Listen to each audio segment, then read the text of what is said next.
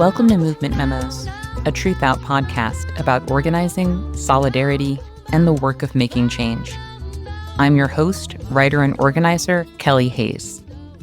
Today, we are talking about the federal occupation of Minneapolis, where 3 people have been shot by federal agents, 2 fatally, and thousands of immigrants have been detained. We'll be hearing from writer and healing justice practitioner Susan Raffo, Andrew Fahlstrom, a rapid response organizer with Defend the 612, and Jordan, an immigrant organizer whose work includes digital security and mutual aid. In the Twin Cities and surrounding areas, we have seen an escalation of fascist violence that reflects the race war fantasies of men like White House advisor Stephen Miller, who would see immigrants and their defenders ground under.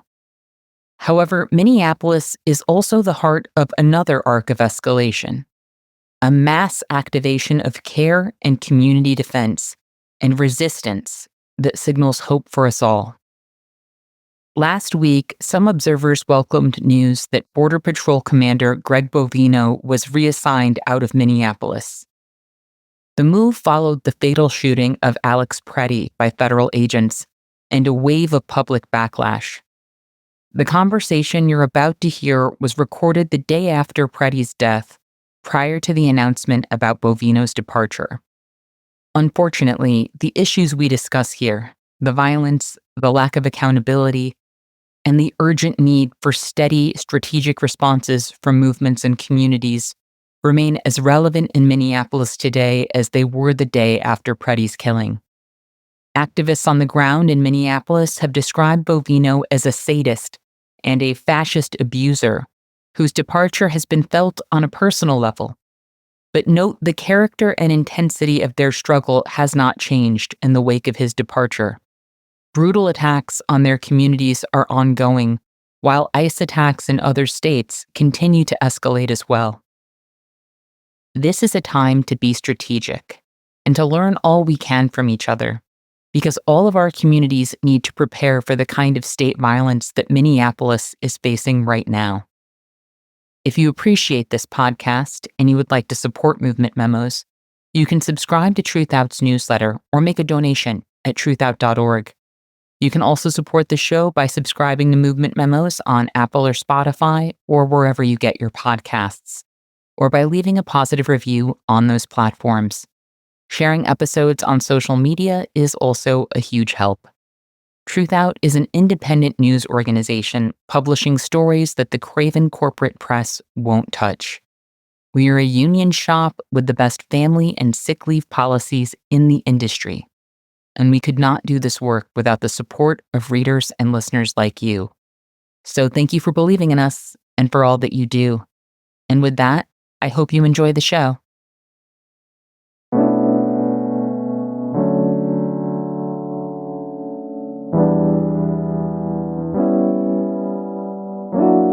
Jordan, Raffo, Andrew, welcome to Movement Memos. Good to be here. Thanks for having us. It's good to be here. To help frame this conversation for our audience, can each of you take a moment to introduce yourself and tell us a bit about the organizing work you're involved with? So my name is Jordan. I'm an Ethiopian Eritrean immigrant from my mother and my father's side. I'm a transplant to Minnesota. I came here a few years ago. At this point, I feel like it's my second home. I'm a two-culture kid in that way. But my family has been immigrating to Minnesota, but also to the U.S. Since the 70s, the late 70s and early 80s. My work, I feel like right now it's shaped as a community organizer in 2026, but a lot of my work focuses on relationship building, setting up care infrastructures, capacity building, political education work, and most recently in the last 3-4 years, a lot of tech justice work with the heightened surveillance and just AI reproduction work. That's me. Nice to be here. I am Susan Raffo. I go by Raffo. I do a lot of my work through REP, which is a project that emerged in 2020 during the uprising. We do a lot of work around collective safety, both through political education and skills building. In the moment that we're in right now in the Twin Cities, there's a lot of work that I'm doing that is about connecting people to care. So what are the things that we need that are going to make us sustainable for the long term, recognizing that this is not stopping tomorrow. That includes everything from dealing with shock trauma to grief circles to supporting people who are doing on the ground work or frontline work in different ways. And that's how I'm showing up in this conversation. My name's Andrew. I have lived in Minnesota for almost 45 years now. And the work that I'm involved in this moment, besides parenting a teenager, trying to be in a healthy partnership, and live through occupation, has been in supporting the multitudes of community defense structures that have been blossoming and growing across Minneapolis, across the Twin Cities, across the entire state, inspiring each other, inspiring the country, inspiring the world. And so that looks like being part of Defend the 612, which is sort of like entry point for people to get involved in their neighborhood work, whether that's local school patrols or their block groups, block captains, or the other patrols and monitoring that's going on right now in the city of Minneapolis. And so I've been spending my time in that, in addition to trying to live a life, have a day job, and survive under the conditions that Minneapolis is facing in this moment. Thank you all so much for being here and for making time during an incredibly difficult moment. We're recording this conversation the day after Alex Preddy was shot and killed in the street by a federal agent in Minneapolis. As organizers and community members in this city, I know you're all carrying a lot right now. So I want to begin by asking, how are you holding up? This is Raffo. The other two people on this call are people who are quite beloved to me. And I can feel in our voices and in the field that we share, there's a heaviness. And I don't want to speak for Jordan and Andrew, but I know these two folks really well. I feel it in my own body. So coming into this call, I had shared that I was excited because in this moment, there's not a lot of space to just pause and reflect. And so I've been looking forward to that really straight up to listen to Jordan and Andrew as much as have time for my own, but I can feel it in my own body. There's a tightness. My heart feels really heavy. I feel it between us. So thank you for naming that and starting it, because of course it's going to shape whatever we talk about today. Thanks, Raffo.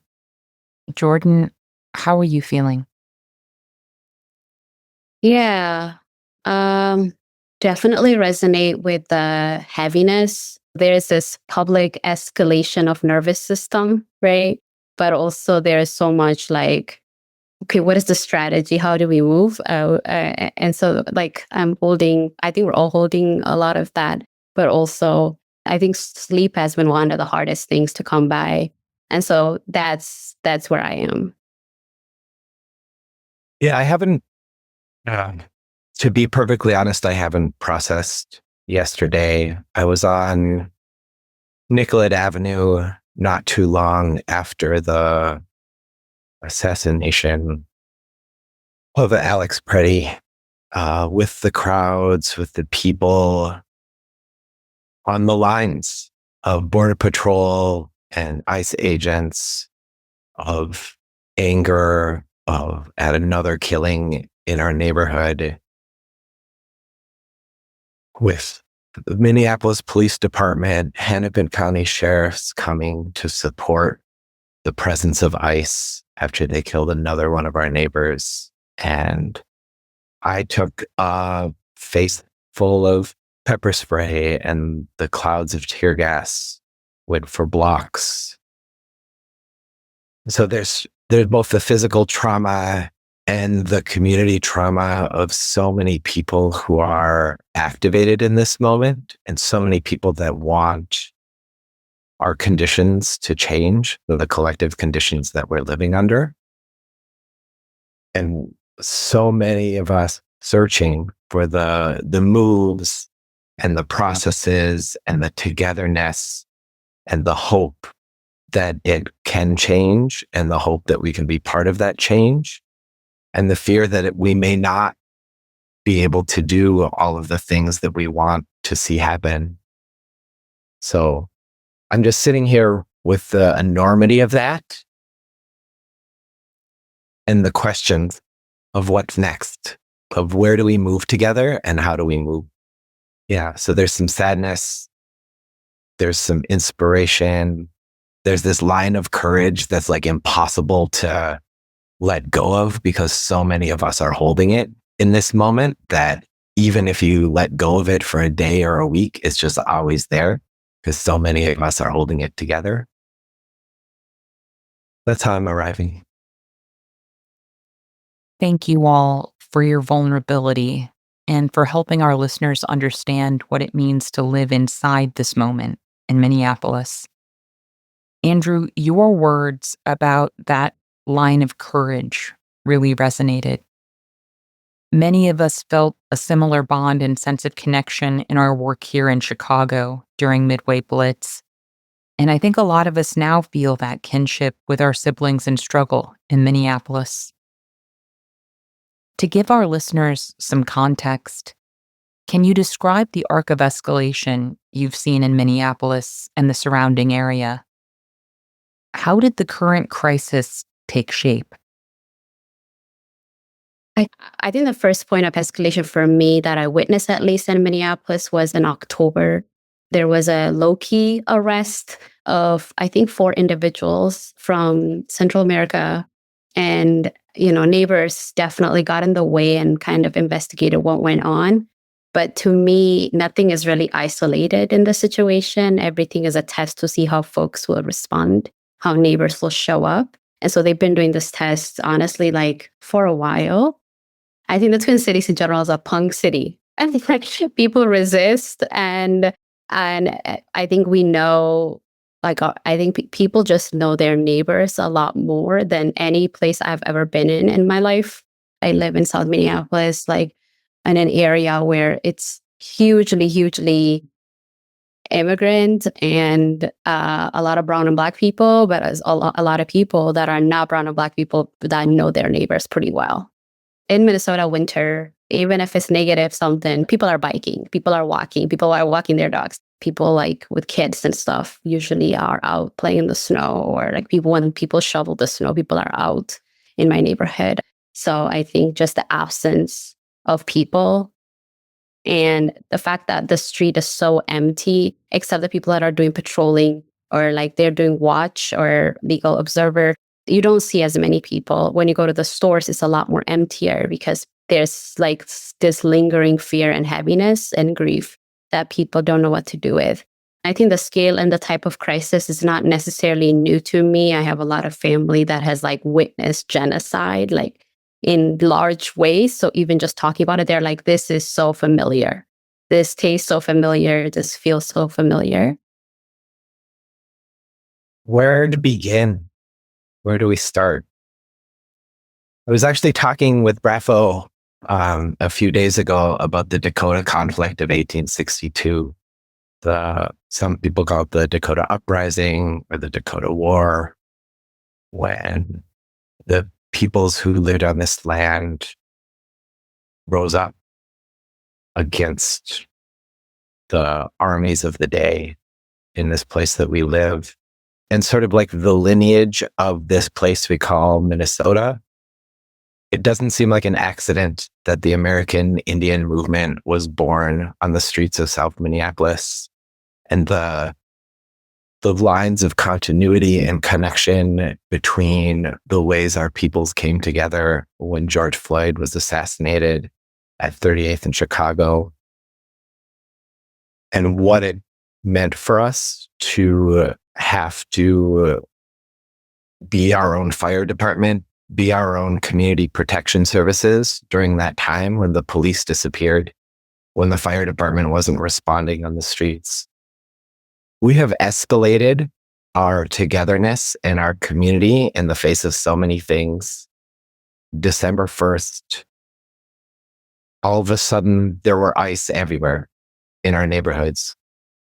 And the way I found out about that was a Subaru with an Uber light had taken two parents from a car and left a young child outside of a school in South Minneapolis in the cold. And from there, it has been, I think, 55 days of ramping up and escalation. And in a similar way, we thought it was bad the first 4 weeks. And then the next 1,000 came. And then the next 1,000 came. And we know that they're coming because we have been so organized. There have been so many people who already know their neighbors, who are looking out and caring for each other. And we know they're coming because they have been resourced by billions of dollars, and that we are a testing ground, and they'll be coming for so many other places as they staff up their troops and their paramilitary. So it seems iterative, and we learn and we practice and we try and we move with love and togetherness, and more violence comes and we try to maneuver, and they learn and we learn and they learn. It feels like both we're in this dance that can't or won't continue forever, but I don't know how long it will go on. I would say the escalation that I'm most grateful for has been the escalation of truth and vision of what's being seen because of the courage of my neighbors. And I'm totally going to pick up on that. And I actually want to use the word exaltation instead of escalation. And it sounds really silly, but it's like I want to exalt for a second. There's a story out there which is not untrue, and you hear it in our voices about how we know our neighbors in the cities. And I know I just recently spent a bunch of time in other parts of the US and really noticed how there is a neighborliness in Minneapolis that I don't always find in other cities that I spend time in. And that doesn't mean that the neighborliness didn't have a hell of a lot of gaps before. So many gaps. That didn't mean that we all talked to each other all the time. During the uprising in 2020, we had massive fights about abolition, and there was a whole liberal swathe of our community that really struggled with abolition. And in particular, I would say the fact that this was abolitionist organizing around the murder of a Black man. And so this is a different moment that builds on that. All of that organizing is there, absolutely, that has been said. But there's something that's happening with that organizing, which feels, and Kelly, you and I talked about this a little bit when we were talking about this podcast, is it feels like this dance between emergence and strategy. Is that there is something about this moment. And I think part of it is the story. To even call this moment a story makes me shudder. But the images, the story, what is here, what it means to love our neighbors, all of those pieces, people are gathering around that on their own in a way that in 2020, it was sometimes harder to get people to gather. And so there's stuff where people are stepping forward. I feel like every moment I keep hearing about a whole other swathe. And what's really different about this is that 2020 felt like this was, I don't believe in left and right really that much anymore, but still, for using that language, it was like a far left narrative about abolition in a very specific kind of way. And there were boundaries around who was in and who was not. This moment, I keep seeing the circle widening. I keep seeing people who are stepping across gaps, stepping across separations, stepping across disconnections in ways that I have not seen before. And as a 60-year-old person who's been in movement since I was 16, I've also not lived through it in this way before. So it is an escalation of what? Of neighborliness, of moral something. I don't even know at this point how to talk about it, except that there is something that is emergent at the same time as there are things that are structurally organized.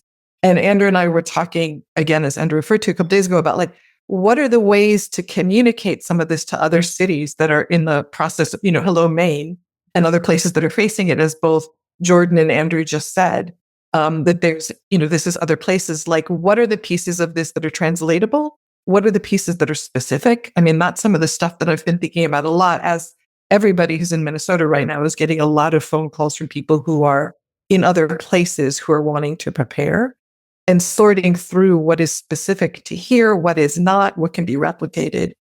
Feels like it's getting into that emergence and strategy structure and the difference between them. Thank you all so much for that. I really hear you, Raffo, on the question of what's specific to a place and what's useful to share, and how we give away what's useful. We did a lot of that kind of thinking here in Chicago as well. And I think there's something really powerful amid the horror of how different cities have been attacked about the way we keep reaching for each other. When Chicago was targeted, people in LA and DC were incredibly generous in talking with us about their experiences. Near the end of Midway Blitz, when ICE was beginning to pivot to other cities, there was a lot of communication between Chicago activists and folks in those cities. When you talk about people showing up who you wouldn't ordinarily expect, which is something we definitely experienced here as well, a sort of broadening of the we in struggle, I think that's also reflected in the way that people are reaching across geographies to help each other. I think our sense of who we are is broadening in our own cities and from city to city as this movement grows. And I think that's so hopeful. Now, I want to talk a bit about the day-to-day experience of this struggle. From one day to the next, what does the work look like for you right now, as much as you're able to share safely? Jordan, would you like to start? Sure. I think the day-to-day is different. Every day is different. And I think one of the things is like digital security is a big thing that has come up a lot. And so just being very, very curious and attentive around like how we would communicate with each other also has been something that I've been working on. Like how are we communicating? How is our conversations, our information being tracked and surveilled in different ways? Midday, we do some supply drop-offs if the people need them, usually people that are not able to leave their houses. And if there's any mutual aid need, there is a group that I'm a part of. We do just like mutual aid, like pods, and we just kind of like support people in that way, like food. If there's any pharmacy pickup, there's a lot of people that are not able to go out, even for not necessarily for documentation reasons, but because of like mental health stuff, or like they're just like fearful of being outside at this moment. So like there's also some of those folks that just need that support. And I also actually have some off times where I just don't do any sort of rapid response. And that is because of like longevity and sustainability reasons. I have off time, like for 2 hours out, in the middle of the day, I just don't do that. Like I'm off the clock. And that is because I saw a lot of burnout in myself in 2022 when I was on the go, go, go. I also saw myself doing that in 2018. And so like I'm just learning from other folks that are much older than me, like that is probably not the most sustainable way to do this. Another thing that I've been working on for a few weeks is trying to organize a safe house for people that just need a place to stay. Another thing that we were thinking about is like the risk assessment of all of this, the people that are facilitating this whole thing, for the people that are hosting and setting up the safe houses, but also the people that are being hosted. What is the default like risk? And yeah, just like some of the repercussions around that. So I have a lot of beloveds and, generous people that are kind of like, we're willing to do this, but also we are like in this learning phase because I've never done this. And so it's just a matter of like figuring out how to find alternative ways of keeping people physically safe as a retreat moment while things are adjusting and moving as they need to. So it's just a lot of that. And there's also a lot of digital security work, because how are we conducting ourselves even when we're doing that as well? Thank you, Jordan. I deeply appreciate the work you're doing. Andrew? Our days are riding on the learning edge of a whirlwind: crisis management, harm mitigation, helping everyone come to terms with new conditions and new impossible choices that they're faced with. So that might look like helping folks think through plans, transportation plans, connecting folks with who want to give rides with those that need rides, or that need groceries, that want to support on that. It looks like helping other people tell their stories, the millions of stories that are happening, and the intense scrutiny of the press as we are once again in the national spotlight, navigating the risk of saying your name and attaching yourself in a time when there's immense right-wing interest and pressure and danger on people's lives just for appearing in the media, just for telling their story. It has looked like trying to get a 2-year-old baby returned who was taken 2 blocks from my house, and then just breaking down crying when I heard that she was on a flight home. And it really looks like in these moments of activity, taking time with the so many loved ones and beloveds who are doing so much and on whose back so much of this moves, to just hold each other and cry and feel as much as possible, as much as we can let ourselves in the middle of emergency feel the beauty and feel the terror of this time. I'll sort of say a little thing about my days. They're really a mix of what are the things that people need right this second. What is the short-term strategy that's available, and what's the long-term strategy that's available? And it goes between those. So a lot of immediate, some definitely usually rapid response, but also just a lot of care work. Somebody who's about to crack, who's holding more than they can. So that's immediate. And then the short term is I've really been looking to reach out to people. While this is a very emergent moment, and it is, there are also multiple bodies who are holding a lot because they are organizers, they are positioned, they've built things that have caught fire, and been reaching a lot and doing safety planning, not just digital sec and just basic safety planning, but also that part of safety planning that is about sustainability. Like, we actually need you to be okay for the next 5 months to a year. And so we need to be in that right now. So I'm doing a lot of reaching out. This is based on, 35, 40 years of relationship in the cities of reaching out to folks to sort of help get that in place. And then other things that are, as from Chicago, as Minneapolis as the city's experienced during the uprising, is because there's a lot nationally that's resting on what happens here.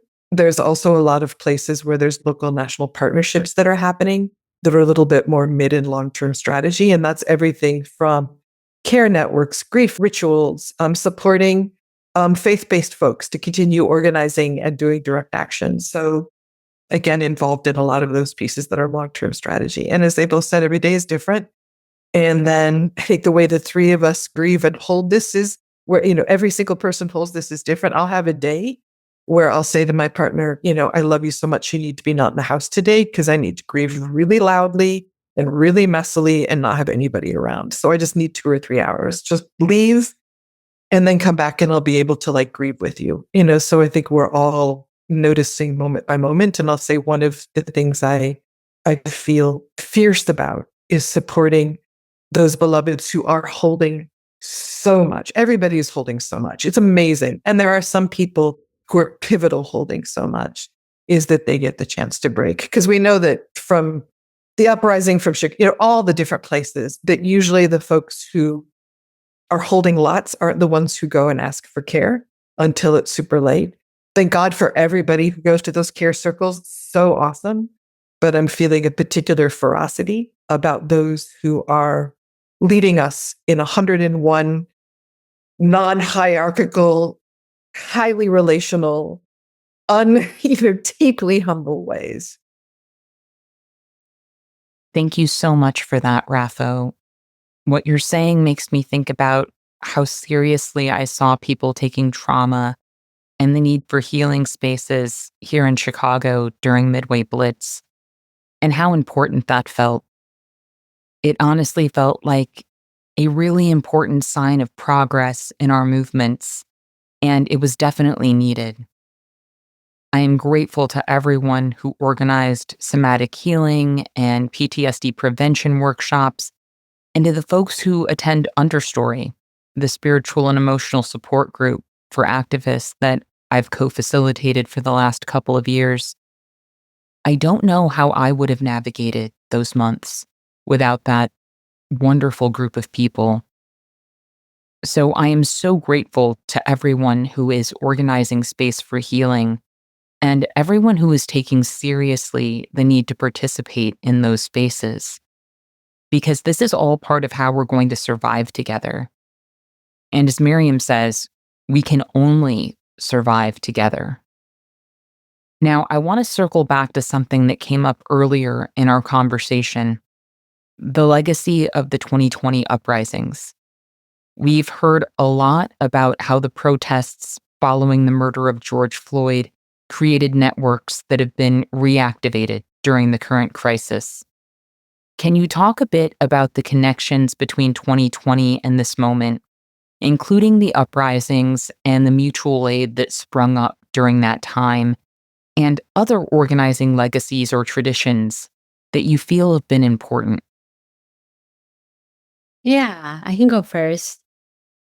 I kept going back to the word rigor, rigor.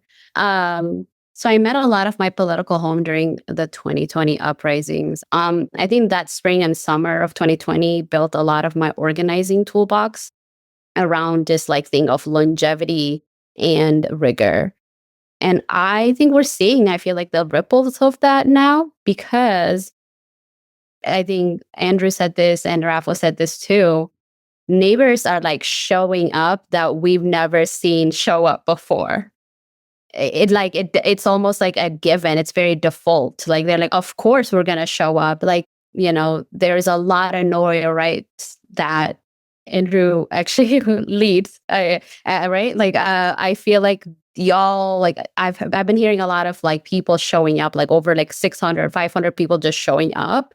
And to me, that's incredible. That's like a blueprint of like, of course I'm gonna show up. People also started, I think, craving community. Like there was this like, let's not outsource our safety so much to these elected officials that we have no relationships with, but like let's actually rely on each other. And that was a lot of what I heard actually from rep. That was a language that came from rep in the early days of like, how do we not outsource our safety to someone we have no relationship with? And to me, like neighbors seems like the most like very like basic answer. I think in crisis, seeing people not even blink twice and just show up. When people were being dismissed at Roosevelt High School, which had like a tear gas situation about a week and a half, people were out there. People were out there like doing patrolling beforehand. And then, when the actual kidnapping and just like fear mongering was happening, people were still there. People just showed up because they knew that something was going to go down. So just even the mere fact of people just showing up, and I think that is all like a ripple and a blueprint of 2020. And also, I think people just even being able to reach out without knowing who is going to reach back in is like such something that I've also seen a lot. Like people saying like, we're about to have a dismissal at this school. We're not sure who's around. Can you send a few folks? Like, it's incredible. Just people just show up, even at the schools that their kids are not going to, but they just show up because they're like, this is something that I must do because I live in Corcoran, I live in Phillips. And so that's something that I witnessed is I definitely think is built up. Definitely pre 2020, but 2020 for me was like a moment of like, it cemented a lot of that, I think, structure of like care.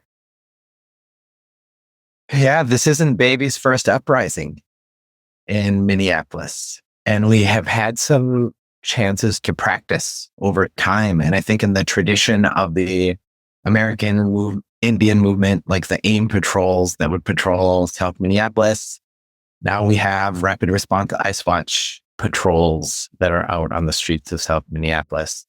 In 2020, during the height of things, the Minneapolis Fire Department and Police Department would not respond to any 911 calls in South Minneapolis. And so the neighborhoods came together in one of our main parks and we chose our geographies and we said, these are your neighbors, go back to your blocks and say, this is the plan. And then there was a group of people who were committed to breaking the curfew and saying, hey, if there is an emergency, this is how you contact us and we will come to you. And then REP, which I know Susan has been part of and co-founded, added that and then continued it. And there was a phone line where we have a sense of we do call each other when there's emergencies. We do turn out. And now here we are in another state of emergency and the need for community togetherness. And there's sort of like this muscle memory and practice that of course we would do this. Of course we would come together and just do this ourselves because we know that that is the only thing that we can count on in this moment is whatever we put into motion. And in the same way, there's like, we're not confused. You know, the initial story, official story of George Floyd being killed was he suffered a medical emergency. Like no one is confused that the first thing is a lie. No one is confused if the Vances and the Stephen Millers and the Trumps and the Kristi Noems come out and say whatever wild thing they're going to do to spin things. No one in Minneapolis is going to buy any of that. We've already seen it all play out. We know how that works. And so we also know what we have to do. And that is show the world that what actually happened is drastically different, that our neighbors, our family members, our children are being harmed. Go out and repeat that over and over again as much as we can so that more and more people can join us. More and more people can have that change in view and they see what the truth is.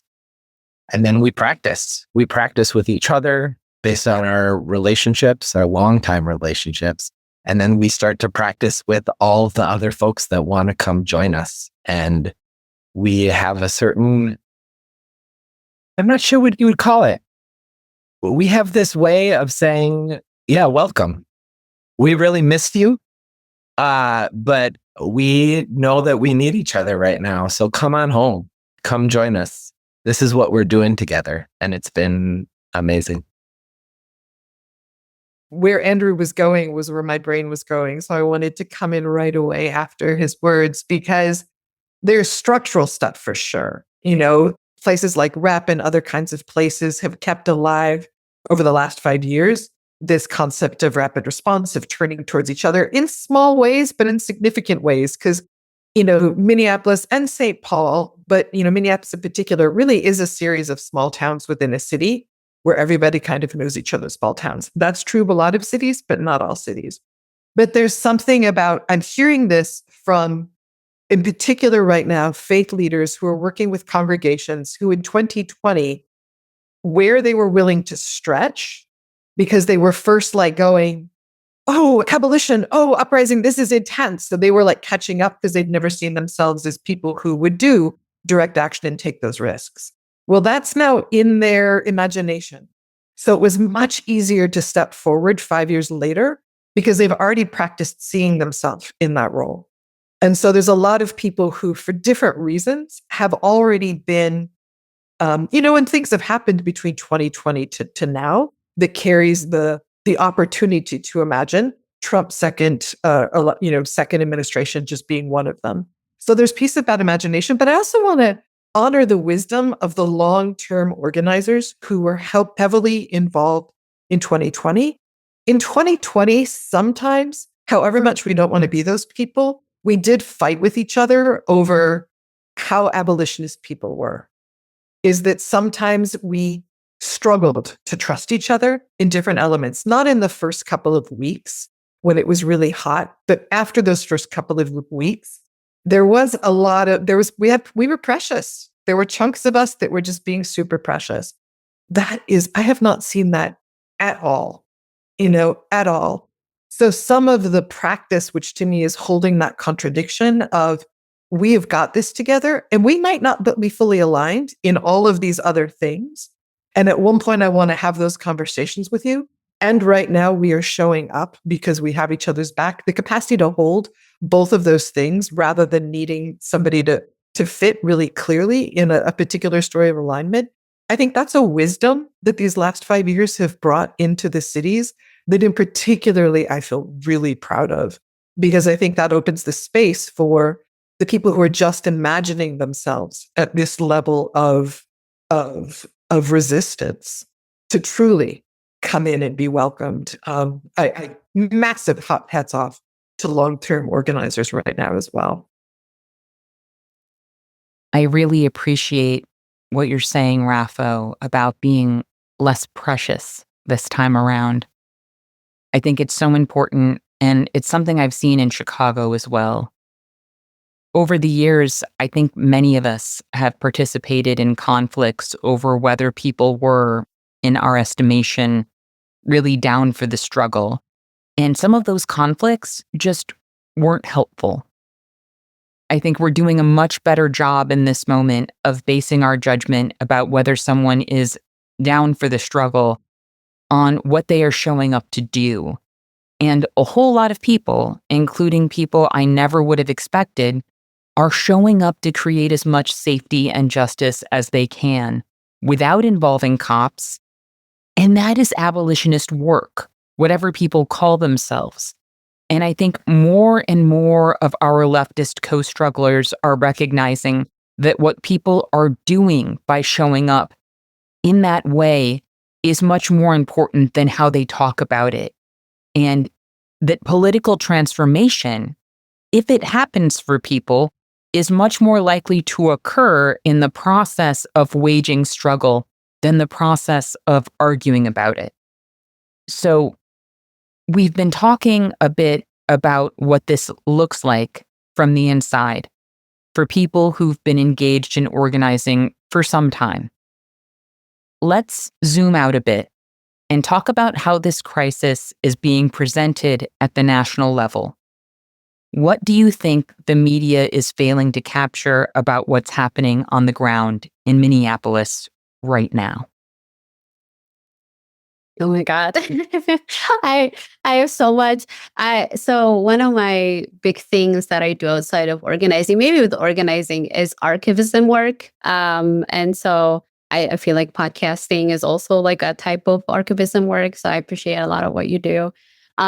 But I think the media has a lot of this like language of like, whoa, I can't believe Minnesota does this, or like, I can't believe things like this happen. Like there's a lot of like surprise and awe around, as if like there's not a lineage of like resistance that has been built by like Black folks and Indigenous folks for the last like many years before I was born, before any of us were born, probably. And so I just feel like that is like one of the things that I feel incredibly like, well, I don't know if you've like actually read up or even, and I mean, it's very strategic, right? Like the media kind of frames things in the way that it does because like the narrative needs to be built in a specific way. So that really bothers me.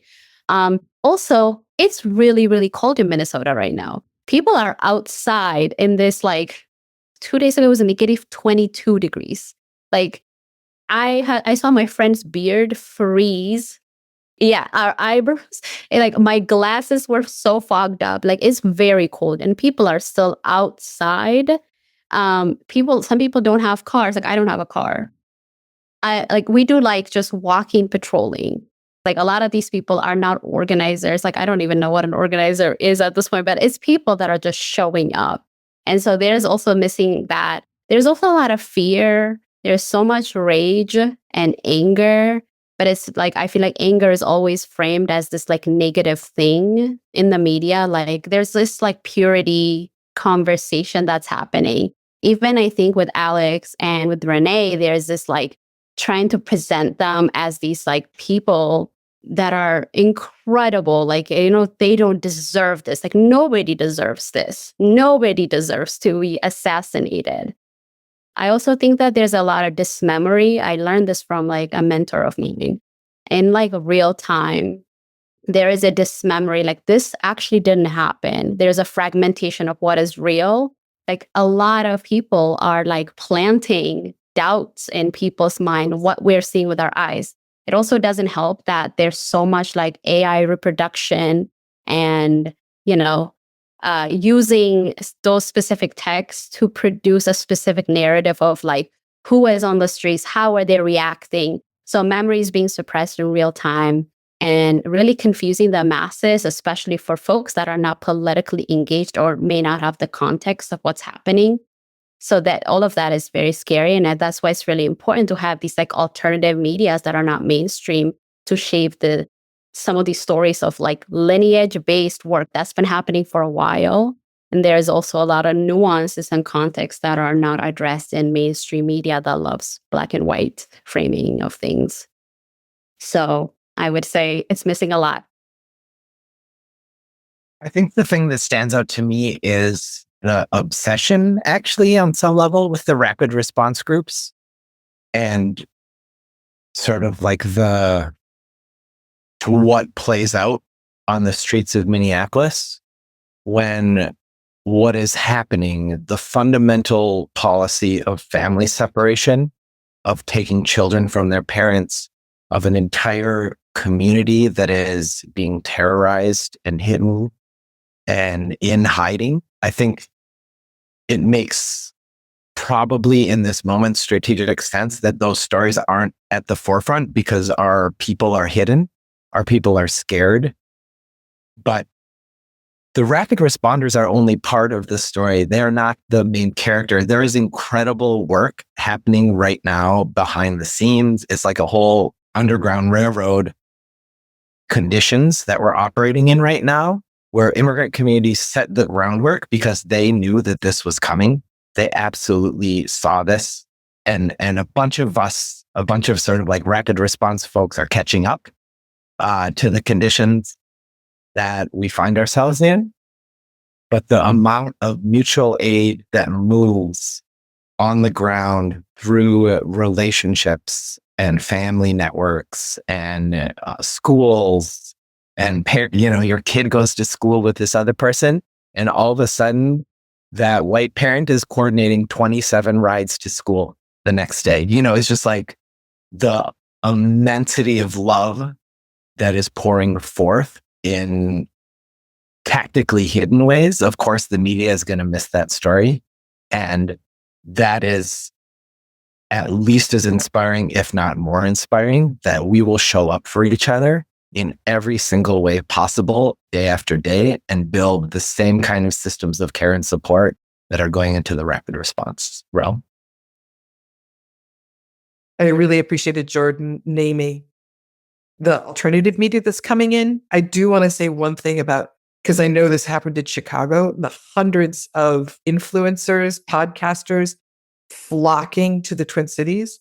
There's some where I'm like, thank God. There's a, occasionally there are people who operate with humility when they come in, where they actually take the time to really learn about who the people are, what is really happening, what's the history behind this moment. But my goodness, the number of people flocking in for their 2 minutes of fame. This happened during the uprising, but it's like that on steroids. It's so much more than I've ever seen.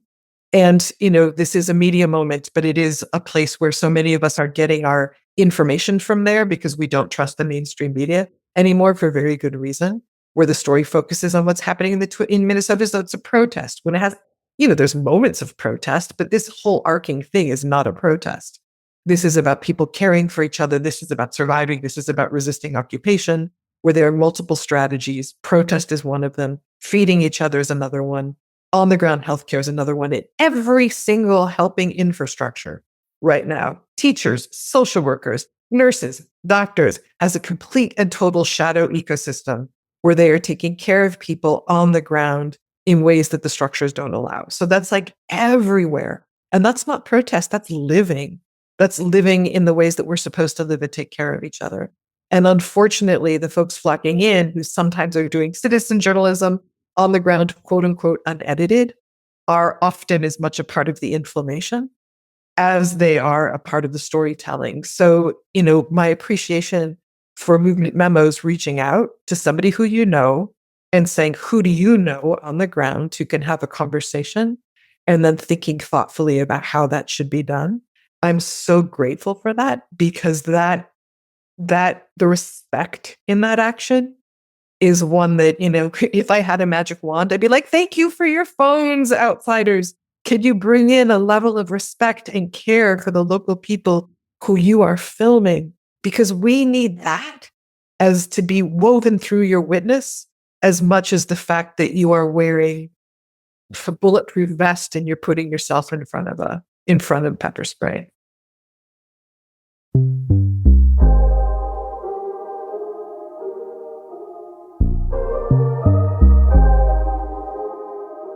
Raffo, you've shared some really thoughtful reflections on social media about the social fabric of solidarity and mutual support that's become more visible and stronger in Minneapolis during this time. I'd love to hear from each of you about that infrastructure, what it represents, what it looks and feels like on the ground, and what it means for our collective efforts to get free. It is something really emotional. In moments of high activation like this, it is so clear that there is so much to do. And there is no ending in how much there is to do.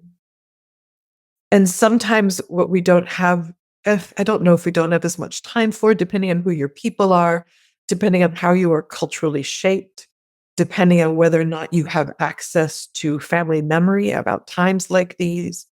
Maybe you have this, but for people for whom what is happening right now is quote unquote not their normal, there isn't always as much thoughtfulness about what we do is also about who we are, right? That we are not just responding to a moment. This is about actually remembering what our ancestors have always known, and what at its core is the only way that we actually survive. We are all always interconnected. That is the core truth. It is, I think both Jordan and Andrew have spoken to that in multiple different ways. It is always here, whether we are feeling it, witnessing it, nourishing it, remembering it, claiming it, deepening it, whether we do that or not, it is just always here. And so there's a moment like this where, where the fact of that, because as both of my comrades have said, the police, the fire department are gone. People cannot leave their houses. It's not safe. Children cannot go to school. Folks are showing up. That is not just about crisis. That is like how we take care of each other in ways that are intimate and relational. And it goes directly against the strategies of colonization, of racial capitalism, et cetera, to remember this, to be this, who we are meant to be. So what I am so curious about, it's such an abstract, distancing word. I'm going to use the word curious because I'll start sobbing. What I fear so fiercely in each moment here is stopping violence every moment that we can. That is what we're here. We're stopping violence. But woven through that is that every moment is also something that can arc to imagining and building something that is longer term, that is just a different normal. This is the story of who we are, which is why your question about the media was like, what protest? Yes, absolutely, lots of moments of protest. But also, can you see like the resistance and the remembering, something that for far more of our history, this is who we were. It's such a blip, this sort of separated, individualized isolation. And depending on who your people are, you're probably turning around to everybody else and saying, it's about bloody time you remembered. Because, of course, depending on who you are, this is still how you live. So I would never, it's like I cannot honor the deaths of, and the deaths that we've witnessed, the kidnappings we've witnessed, and say, oh God, what an opportunity this is. Because who the hell wants this to be happening? But as it is happening, there are things here that are more up than about this moment. There are things here that give us I'll stop there. I think I've already said myself. I'm now repeating myself. So I'll just stop there and hand off to somebody else. Thanks, Kelly. I'll jump on that briefly. Yeah, for me, this moment is also about more than this moment. I have a favorite thing that I always say, and it's informed by someone I love in community. It's that, like, it didn't start with us, it doesn't end with us. And I think it sounds very nihilistic, right, when you hear it, right? But I think it's a very grounding way of thinking about ancestral knowledge, and also, like, I don't know, like, our place and our role in what we're doing. I think for me, it's always been outside of like crisis, outside of emergencies. I think the care infrastructure has never been a choice, because it's something that has helped my family for generation and generations like survive, like whether that's economically, whether that is like to hop from one country to another, whether it is like live through a very hard time, let me just say. And so I think my biggest objective has always been, like, I think what any empire that is trying to destroy our dignity, what they want is isolation. What they want is so we don't turn toward each other. So the infrastructure and the collective thing for me is, who are the people I can turn to within my life, relationally, my loved ones, who are the people that may need me.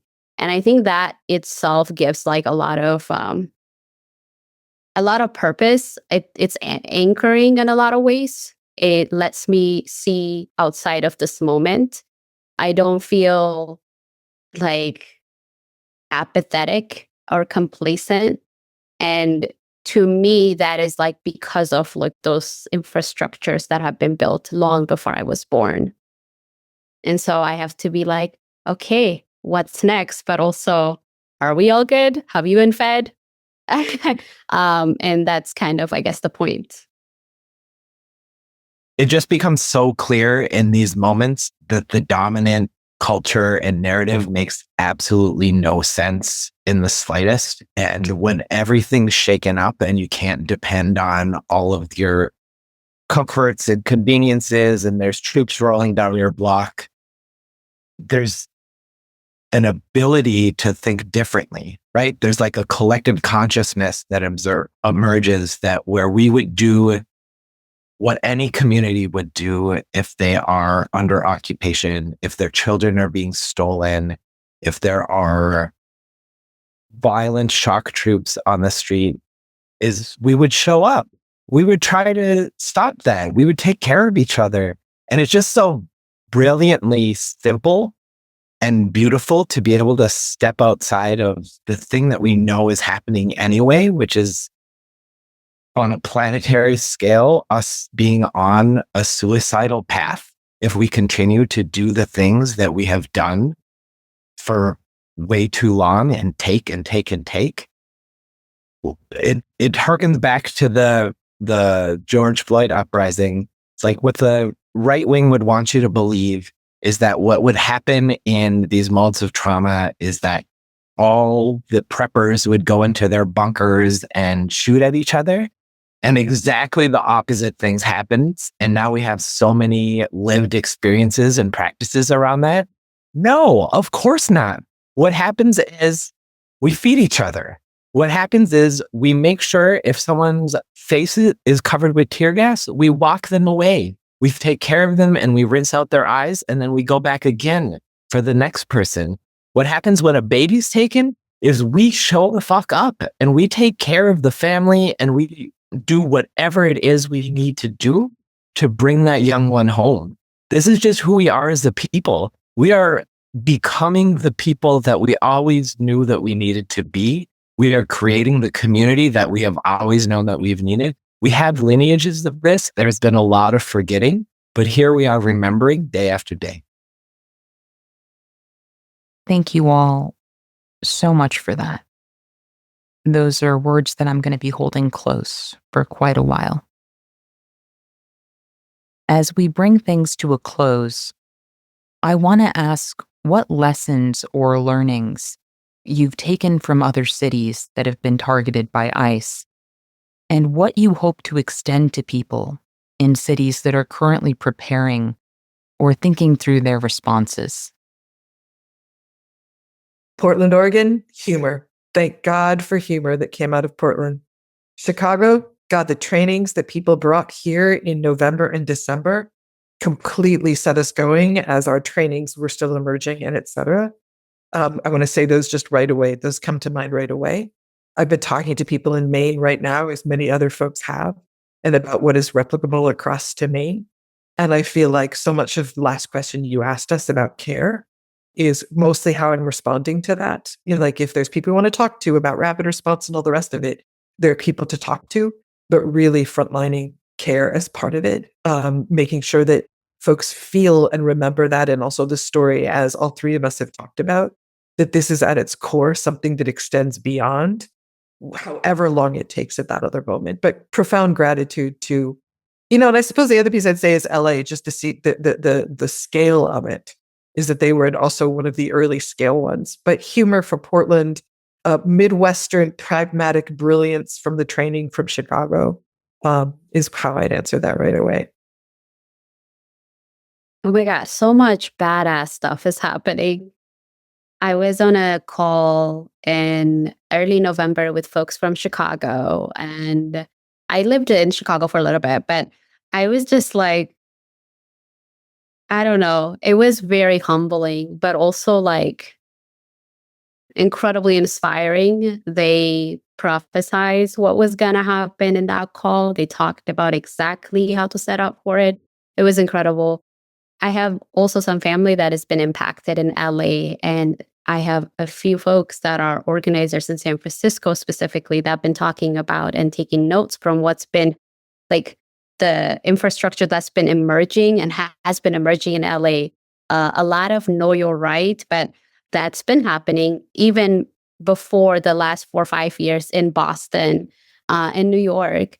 I've been on calls with organizers from there. And let me just say, like, I feel like there's such like discipline and also a very clear emphasis on sustainability and longevity and exactly what we've been talking about today. And I think one of the calls I heard a lot of people talking about like tapping into your neighborhood outside of crisis. And that is I was like, yes, absolutely.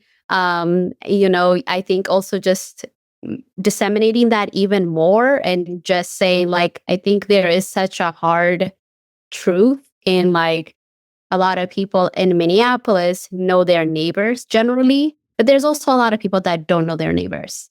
And I have a lot of loved ones that have come up to me and they're like, I don't know my neighbor. Like, do I just knock? Like, are they going to be, thinking it's weird or something? And I think the power of failure is always great to just, if you knock and someone doesn't want to talk to you, try again or find a different way to contact with them, maybe send a note or something. But I think the biggest thing is that like isolation is a tool of this empire, and it makes us think we're so powerless and we are so like, nobody can understand you. You're the only one. There's this like specialness and preciousness that comes with it. But I think from the calls that I've been in and from really like people that have been in this work for a very long time, I've been hearing like tap in with your people. So that's been the takeaway for me, but also I think for people that I would like recommend, like your city is next, but do you know your neighbors? Like, can you name 3 people in your block? Like, I feel like that feels like feasible takeaways. LA, DC, Chicago, North Carolina, Portland. We have benefited from all of those people who have practiced before us and been so generous with their time and energy. And we're, cursed and so benefiting from this age of Zoom and signal calls. And you can just reach out in a minute and adapt. You can learn from the people who have been doing this. We owe so much to our siblings, brothers, and sisters in Chicago. What is happening right now in Minneapolis would not be possible without the lessons that came out of urban Chicago, our Midwest sweet ones and fam. And in terms of passing that on, we're still in the middle of it. We are not at the end of it yet, but it is so clear that everyone needs to be preparing for this type of acceleration across the country. They have billions and billions of dollars in funding, and they're not done yet. And we will do everything that we can in the place that we are right here in Minneapolis to hold that tide.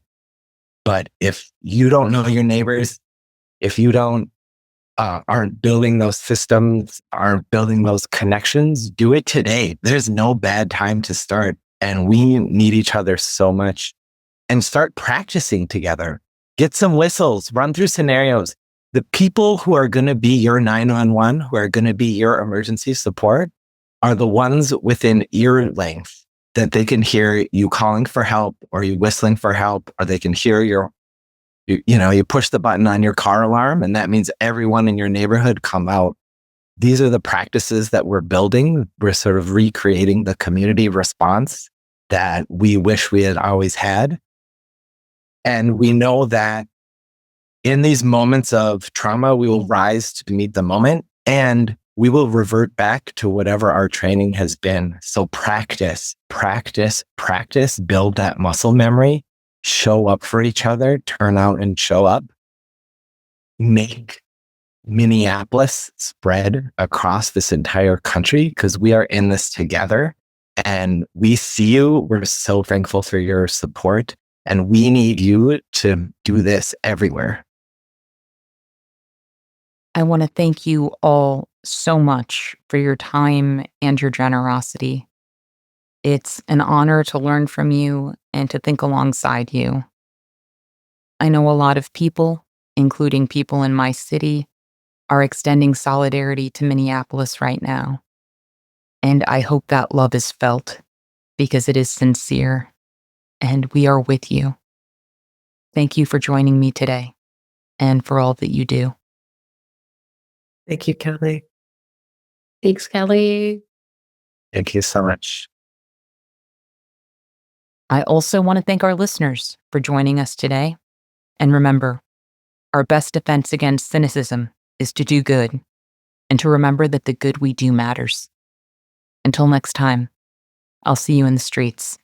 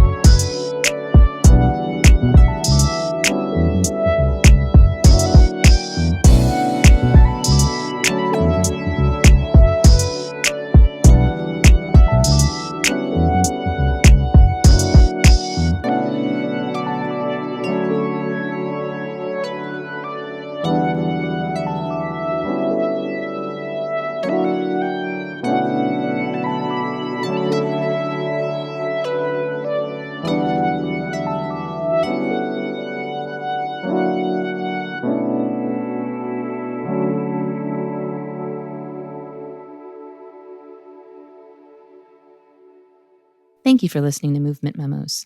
This show wouldn't exist if it weren't for Truthout, and Truthout's independent news and commentary wouldn't exist without listeners and readers like you.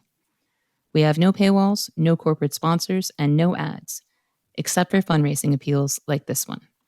So if you can and would like to support our work, please consider dropping by truthout.org to make a donation today.